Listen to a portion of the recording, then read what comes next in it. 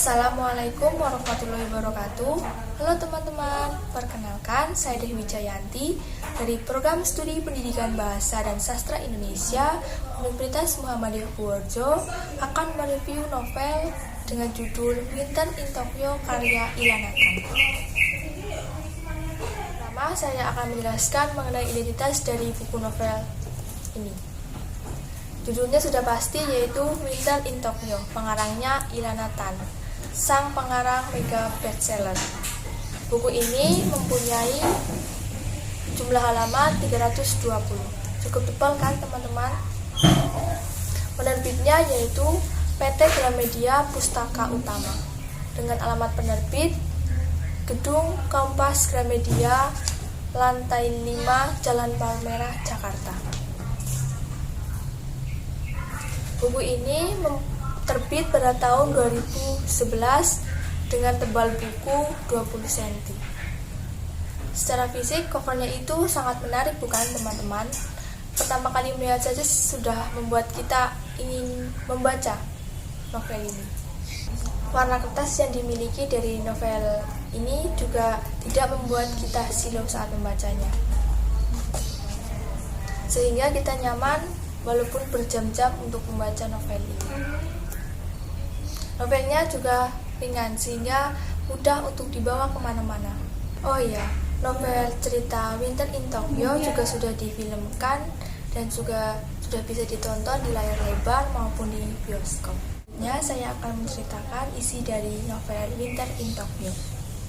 Diawali dengan seorang gadis bernama Ishida Keiko yang memiliki darah campuran antara Indonesia dan Jepang. Ia baru saja pindah ke tempat tinggal barunya, lebih tepatnya di kamar apartemen. Di sana ia memiliki tangga satu lantai dengan nama Nishimura Kazuto, lelaki yang saat itu sedang menyukai seorang wanita bernama Iwamoto Yuri. Sayangnya, perasaan Kazuto mau tidak mau harus dihilangkan karena perempuan yang ia sukai akan menikah dengan sahabatnya sendiri. Pertemuan Keiko pertama kali dengan Kazuto meninggalkan kesan yang kurang bagus dan ia rasa sangat memalukan karena tingkah lakunya sendiri yang terlihat seperti sedang menguntit Kazuto dari depan pintu apartemennya. Lambat laun, tembok kecambungan antara Keiko dan Kazuto mulai runtuh perlahan. Tinggal di area yang sama selama kurang lebih sebulan secara tidak langsung membuat mereka berdua selalu bertemu. Dan tanpa Keiko sadari, perasaan antara mereka berdua lama-lama terbentuk menjadi perasaan baru yang tidak terhindari. Saat Kazuto mulai sadar bahwa ia jatuh cinta dengan tetangganya sendiri, ia memilih untuk melupakan Yuri. Tidak membutuhkan waktu lama, mereka berdua mulai terbuka satu sama lain, bercerita tentang banyak hal, sampai Keiko memulai membahas topik tentang cinta pertama. Saat itu, Keiko menceritakan kisahnya yang telah terjadi 13 tahun silam, waktu di mana ia bertemu dengan cinta pertamanya. Kejadiannya tidak berlangsung lama, namun cinta Keiko yang begitu besar sampai-sampai ia tidak bisa melupakan lelaki tersebut walaupun waktu sudah berlalu. Kejadian-kejadian aneh mulai terjadi. Bahkan setelah 13 tahun lamanya, Keiko akhirnya dipertemukan kembali oleh cinta pertamanya, yaitu Akira. Mereka berdua jadi sering bertemu, dan itu membuat perasaan Akira lama-kelamaan tumbuh untuk Keiko. Awalnya, Keiko senang karena dipertemukan oleh cinta pertamanya yang ia dambakan. Namun entah mengapa, Keiko pada akhirnya sadar bahwa yang dicintainya bukanlah Akira yang selama ini ia duga, melainkan Kazuto. Di saat Keiko juga mulai menyadari perasaannya terhadap Kazuto, kejadian tak terduga menghampiri Kazuto. Ia tertimpa musibah hingga kehilangan ingatannya. Kazuto yang saat itu kehilangan sebagian dari ingatannya membuat Yuri alias perempuan yang ia sukai sebelum Keiko berkunjung untuk menjenguk. Tidak hanya itu niatnya, ia juga mengungkapkan perasaan yang sebenarnya bahwa pernikahan Yuri batal dan sebenarnya ia juga mencintai Kazuto.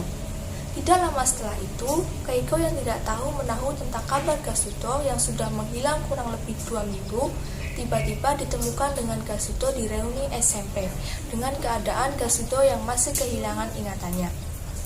Keiko merasa sedih karena Kazuto tidak mengingat apapun yang telah terjadi di antara mereka berdua dan malah terlihat mesra dengan Yuri. Hari pun berlalu dan Kazuto mulai tinggal lagi di apartemen lamanya. Lambat laun, ia merasakan getaran cinta dalam dirinya terhadap Keiko. Ia sadar bahwa hatinya memang tertuju untuk Keiko walaupun ingatannya tidak berpihak dengan perasaannya. Saat itu juga, Kazuto memutuskan untuk menolak perasaan Yuri dan mulai kembali membangun perasaannya untuk Keiko. Di saat Kazuto mulai mendekati Keiko lagi, sesuatu yang buruk terjadi. Seseorang dari masa lalu Kazuto yang menyimpan dendam kesumat mulai datang untuk kedua kalinya, mengepung Keiko dan Kazuto saat mereka sedang berjalan berdua. Tidak berhenti di situ, orang jahat itu juga memukuli Kazuto sampai ia pingsan. Tanpa berpikir dua kali, Keiko langsung menelpon temannya dari polisi untuk mencari bantuan. Untungnya, bantuan segera datang di waktu yang tepat. Kazuto dan Keiko berhasil diselamatkan. Kazuto dibawa ke rumah sakit dan mulai sadar dengan ingatan yang telah kembali. Mereka berdua semakin dekat karena sama-sama mencintai. Akira yang mengetahui itu memilih untuk mengalah, sedangkan Yuri memutuskan untuk mundur dan kembali ke New York. Pada akhirnya, alam tetap berpihak untuk mempersatukan Kazuto dan Keiko, bahkan setelah mereka sama-sama melewati banyak sekali luka dan tangisan. Novel Winter in Tokyo karya Ilanatan juga mempunyai keunggulan. Di antaranya, 1. Penulisan novel oleh Ilanatan dibuat dengan sangat detail sehingga pembaca bisa benar-benar masuk ke dalam alur cerita dan bisa merasakan juga membayangkan setiap adegan di dalam novel tersebut. 2. Happy ending yang memuaskan para pembaca. Walaupun konflik tetap ada, Ilanatan membuat ending cerita dengan sangat rapi dan bagus, membuat para pembaca terhanyut dalam cerita dan terharu setiap kali mereka membacanya. 3. Novel ini juga menyuguhkan budaya dan kehidupan sehari-hari bangsa Jepang yang pastinya menambah wawasan pembaca. Semakin bagus lagi karena ada penggunaan bahasa Jepang di banyak bagian, tetapi penulis tidak lupa untuk menyertai keterangan arti di bawah halaman yang bisa menambah kosakata bahasa Jepang para pembaca. 4. Bahasa baku yang penulis gunakan terasa sangat pas untuk dibaca oleh para pecinta novel romansa karena pilihan bahasanya yang tidak ringan tidak juga berat, membuat pembaca mudah memahami maksud dari setiap kalimat yang ada di novel. 5. Chemistry antar tokoh yang dibangun oleh penulis terasa nyata dan realistis tapi tetap romantis, membuat para pembaca bisa tetap merasakan setiap hal yang dialami para tokoh. 6. Diksi dan majas yang digunakan penulis juga sangat tepat dan kuat, sehingga unsur ekstrinsik dan intrinsik bisa mudah ditemukan jika dikaji lebih lanjut. Selanjutnya, kelemahan dari novel Winter in Tokyo yaitu 1. Ada beberapa salah peletakan kata yang membuat kalimat menjadi sedikit janggal. Terdapat juga kata yang salah cetak atau karena kesalahan teknis yang bisa membingungkan para pembaca.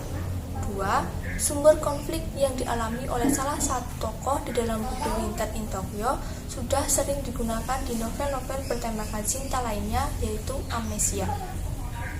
3. Alur ceritanya kadang agak sulit untuk dimengerti karena alur cerita novel ini bisa dibilang panjang, bisa juga rumit. Tidak hanya muncul satu atau dua konflik yang menyebabkan cerita seperti berputar-putar, padahal cerita tersebut memiliki ending yang sangat bagus.